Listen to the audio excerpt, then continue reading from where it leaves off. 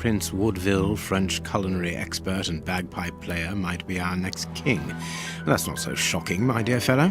You know exactly to which article I'm referring, Holmes. How can Farley dare to tarnish your reputation like that? You know, Watson, that wherever glory walks, jealousy is bound to follow. As for the forgery of the necklace, I suspect that we shall soon be enlightened in this regard. Come in, Inspector Baines, the door's open. Ah, Mr. Holmes. How did you know I was here? You are one of our rare visitors who avoids the second-to-last step of the stairs, which creaks dreadfully.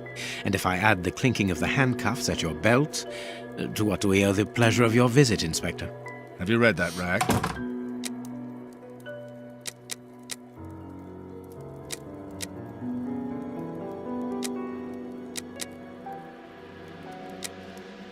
Inspector, can you explain this slander?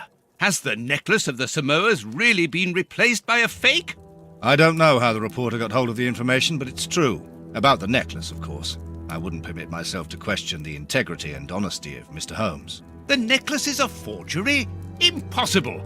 I saw the Marquis authenticated before my very eyes, before Holmes returned it to its place. Mr. Holmes, the Marquis believes Osmond Farley's theory. I shouldn't be surprised if the reporter isn't behind all this slander about you. He's a freelancer, well known for his explosive and subjective articles. In any case, the Marquis assures us that you were the last person to have the necklace in your hands. Let's return to the Marquis's house, Holmes. I'm sure that we'll have no trouble in taking apart this theory. It is unnecessary. Such allegations collapse on their own, like one of Mrs. Hudson's soufflés. Let us leave the police to solve this problem and turn our attention to the matters in hand. Perhaps you are right, Holmes. Inspector, I assume that you have the fake necklace with you. It's why you're here. Your superiors would like me to examine it. Indeed. They would like you to confirm or deny putting this fake in the box. Can't that wait? I must go to the house of Lord Peregrine Maitland, the Bishop of Knightsbridge. And the Marchioness? She is beside herself. Without the necklace, her marriage is compromised. It is the principal item of the young woman's dowry. What a lovely marriage. Holmes, forgive me for insisting, but don't you want to examine the fake jewellery? Watson, I have an appointment, and it's out of the question that I arrive late. It will only take you a couple of minutes. You really must quell the suspicions put forward in this appalling article. If you will allow me, Inspector? Be my guest. Very well. What do you think, Holmes?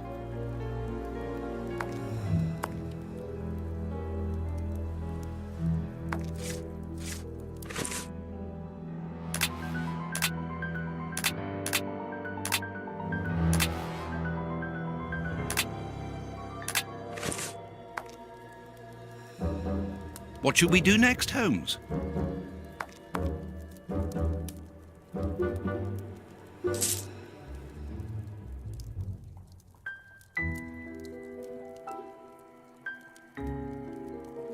This pearl is a different color. These 3 pearls are of poor quality. This pearl is too small. It is not in its place here. Too many defects. This necklace is a fake.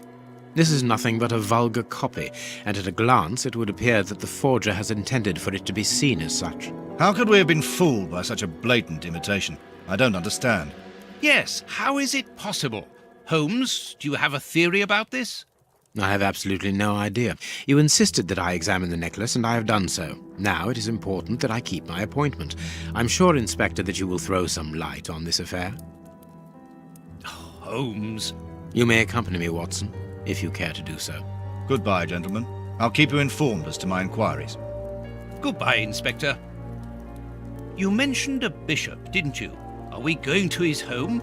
Yes, the Bishop of Knightsbridge. I put his address on our map of London on my desk. Would you get it for me, please? All right, Holmes.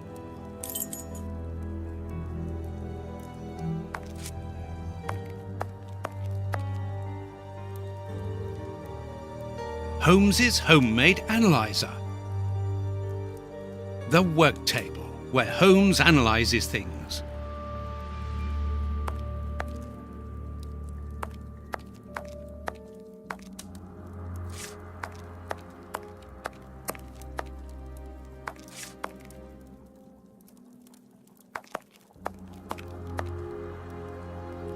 I have found your map.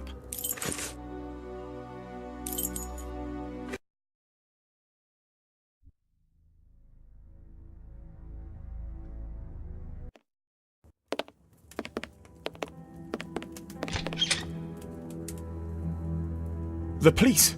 Already? How did you know? May we see the Bishop of Knightsbridge? Yes. Yes, of course. But come in.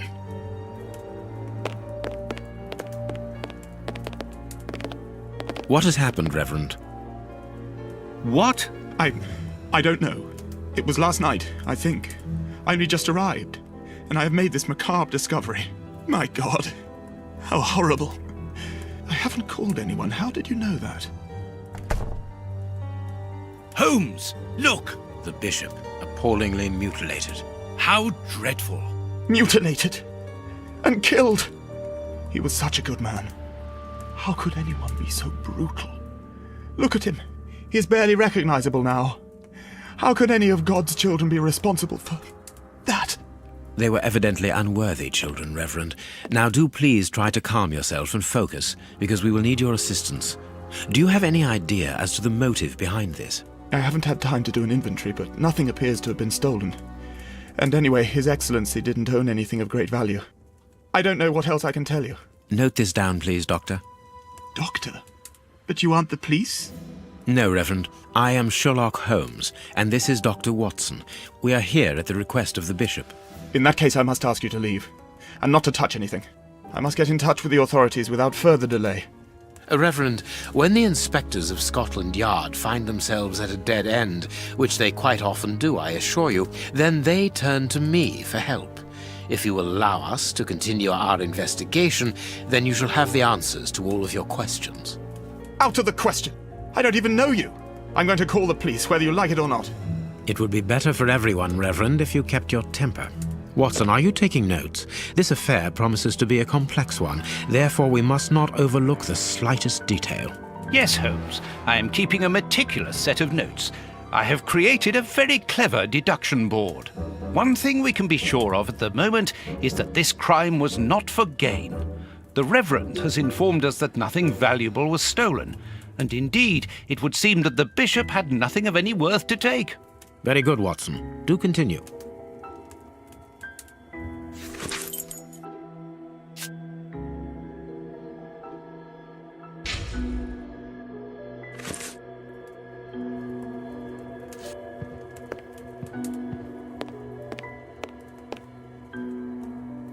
There is blood on this paperweight. A broken bottle of whiskey. However, the Bishop of Knightsbridge was known for his sobriety. A bottle of whiskey. I can make out fingerprints stained with blood and dirt. It would seem that the brutes who tortured the Bishop to death were intoxicated with alcohol.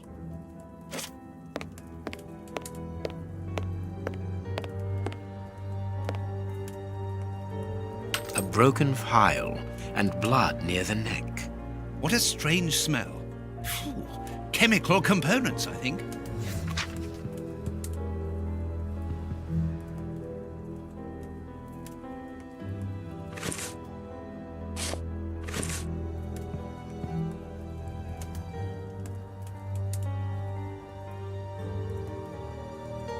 You can see by his expression that he suffered terribly. His mouth is covered in blood, and I can make out strips of skin between his teeth. His chest has been lacerated, I would say, with a very sharp and fine blade.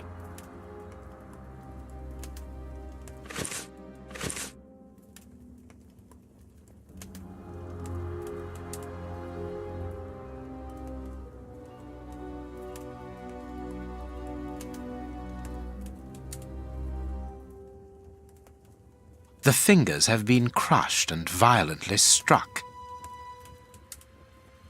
The fingers have been crushed and violently struck.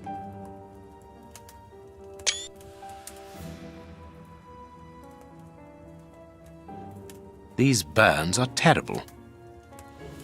His feet have been burned. My first impression is that he wears a size 9 shoe. You? But what does it matter, Holmes?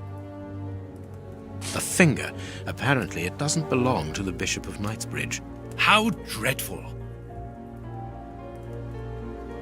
A piece of rope. It was used to tie up that poor man.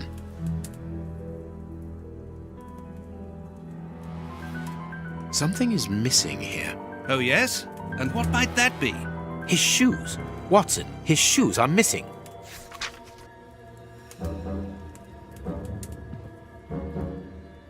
This stove is filled to overflowing.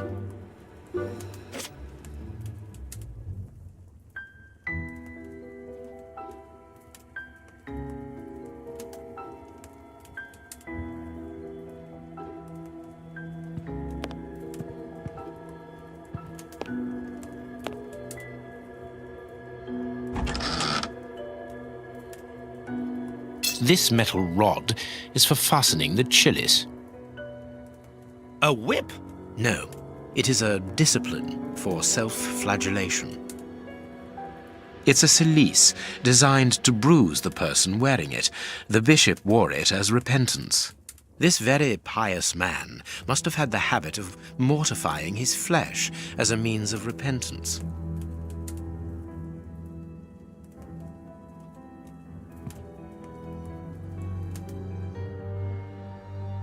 I need something. Reverend, I'm missing something, an implement with which to open this chest. Could you tell me where to find it? No, go to the devil! What are you afraid of, Reverend? What is inside the chest? I'm not afraid of anything. In fact, I do have the necessary implements, but if I have to give them to anyone, it will be to a representative of the law and no one else.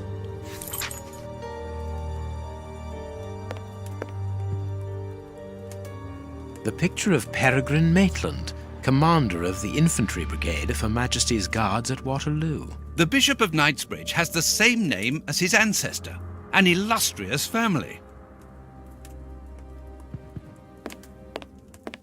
This door has not been forced. Where does it lead, Reverend? To His Excellency's room. There is just a mattress and a stool. The bishop's bedroom. It is very austere. Nothing in particular here.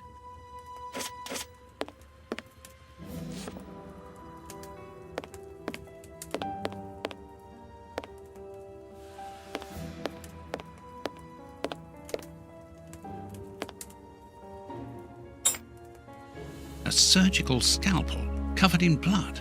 There isn't any doubt the wounds on the bishop were administered with this scalpel.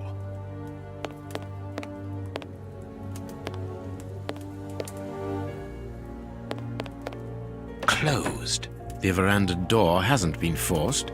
Strange. Reverend, might I have the key? No! You have no authority here. Let me call the police. Perhaps we should listen to him, Holmes. Perhaps you should let me get on with this, Watson.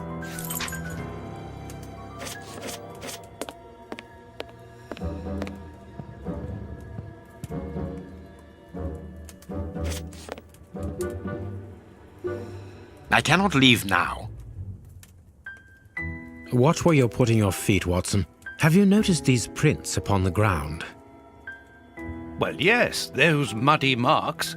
See here, Watson. Footprints can often provide more vital information than the very best of informants. Yes, if you know how to make them talk, that is. It's child's play, Watson. We will begin by excluding the contaminating prints, which are yours and mine from where we came in, and those of our dear Reverend who was so impatient to call the police.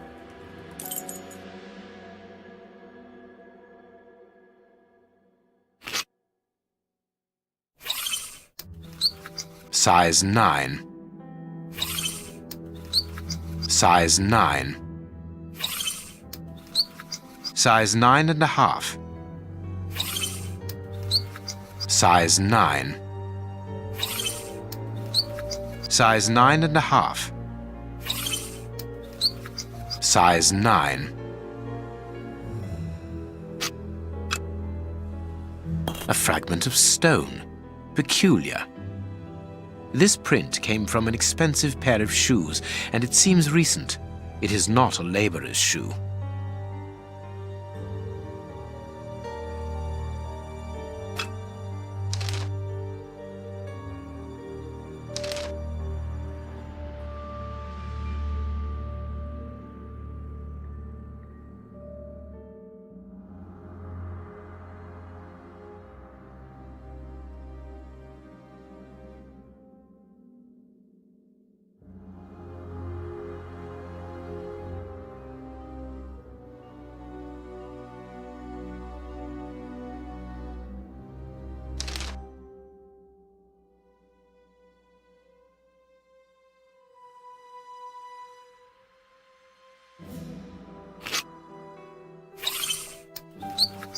Size 9. Size 9. Size 9.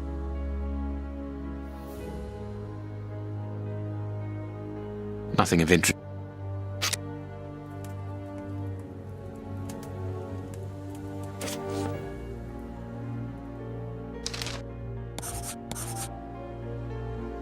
That's not right. Perfect. We now know that there were 3 crooks.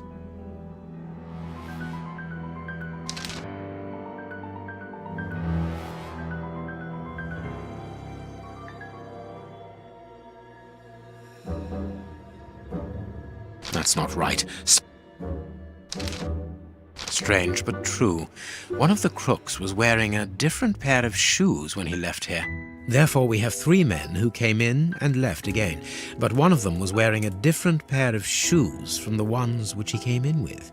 So, all we have to do is look for a workman who likes Italian shoes. You have no right to search here.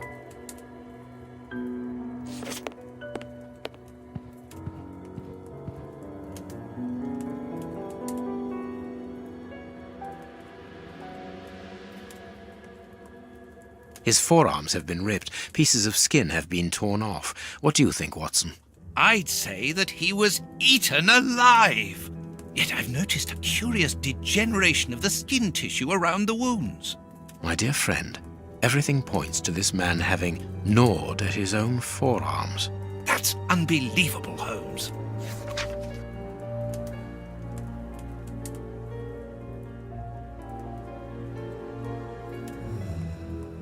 This poor man was tied just below the knees. To stop him from walking, certainly, but mostly to free his feet. My God, Holmes, this man was horribly tortured.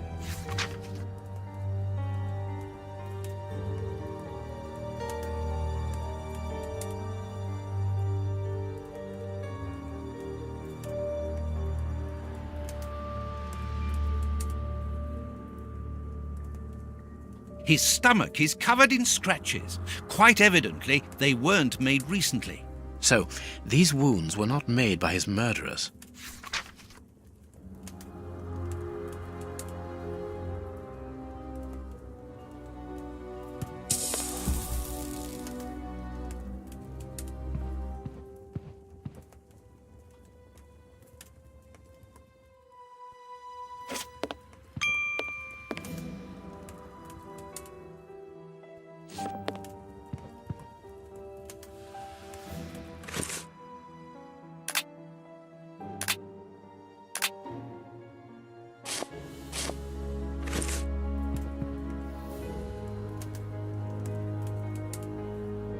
I am missing some information.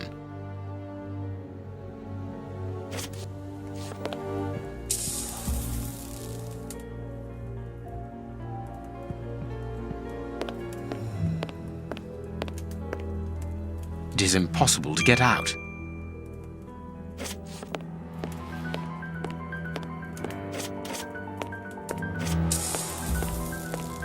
You have no right to search here. Let us look at our deduction board, Watson.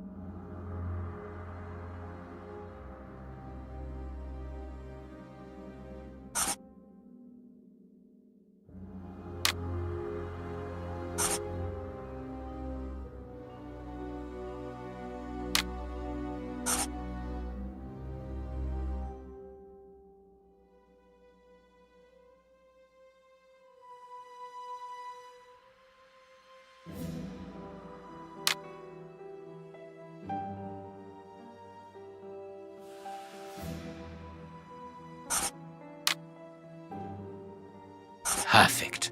It is evident that the Bishop of Knightsbridge's killers were after something specific, and that they did not find it. Reverend, I shall ask you one more time. Open the chest. The item they were seeking must still be inside. It is unlikely that they will let this matter rest. They will most certainly return to finish what they started.